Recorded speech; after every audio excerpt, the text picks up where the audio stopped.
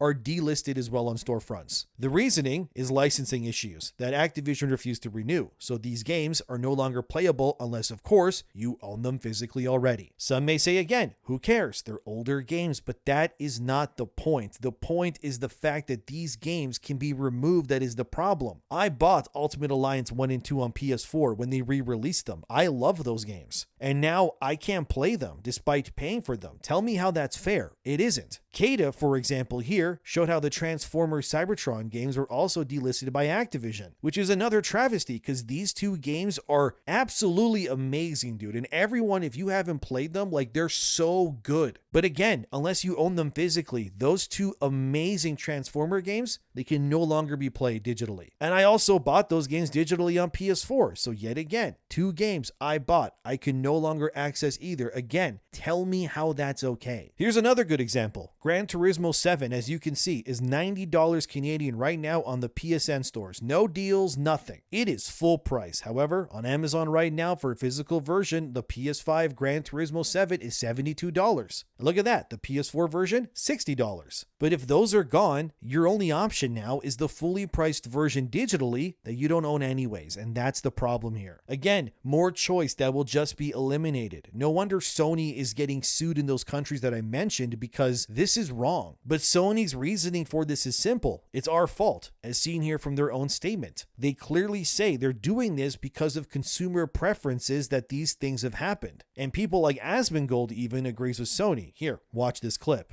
I think they're making the right decision. I think that they realize that nobody's buying physical media anymore, and it's not worth distributing, producing, and shipping out all of these copies because people just aren't buying them.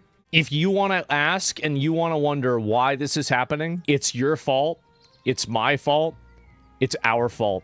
If I'm wrong, then why are GameStops full of Funko Pops? And I think this is all a double-edged sword, because the games industry offered games in these deep sales at these cheaper prices, so people naturally bit the bait. And then they use that convenience as a justification to remove the middleman, right? The retailer, so that they could hoard more of the profits. Asmongold has a point, but I still think either way, the way that things have gone down here is baffling. I think the only way that Sony should be allowed to be digital only, Like if it's like Steam, you can then buy these games digitally from other storefronts for whatever price and then redeem them on PlayStation. At least then it would not allow Sony to monopolize their entire player base with zero negatives. If this isn't even allowed, PlayStation essentially then becomes a closed off ecosystem where one group controls the prices and nobody can do anything about it. But the idea that if you want to keep playing a game long after it's delisted, you need to keep it installed forever now, pretty much. Because the moment you delete it, well, that's it. It's gone forever. But with how big these games files are becoming, that's not a logical solution either way. You can't keep every game installed on whatever you're playing on. You just can't do it. These digital storefronts are then going to become centralized. And now Sony seems far more interested in keeping these players, right, inside a closed digital ecosystem than really preserving the ownership model that actually helped make PlayStation a household name in the first place. I think the more you examine where not just Sony but game ownership in general is going, you see a pattern that begins to emerge. And I don't think that we are going to like where it's heading. I get it to a degree. The internet has improved substantially and digital is obviously more convenient. But there's the difference between consumers naturally choosing digital and corporations just actively steering the whole market towards it. Which, by the way, that's exactly what's happening. That's why those lawsuits exist. All of this is happening because of it. Once that physical media is gone, it's not the only thing that disappears, but so too does healthy, genuine competition. Even if you're in the camp of who cares, I download everything anyways, you kind of prove the point of why physical media lovers need these things to exist also. Because you did that because you had a choice to, right? That's important. Whether you don't like physical games, the reality is that by them existing, that creates competition in the space that you benefit from, whether you buy it that way or not. Retailers are constantly competing because physical games exist right now, right? Used copies affect the prices that you even pay digitally because they need to convince you to buy it there over getting it used. But by laying back and going,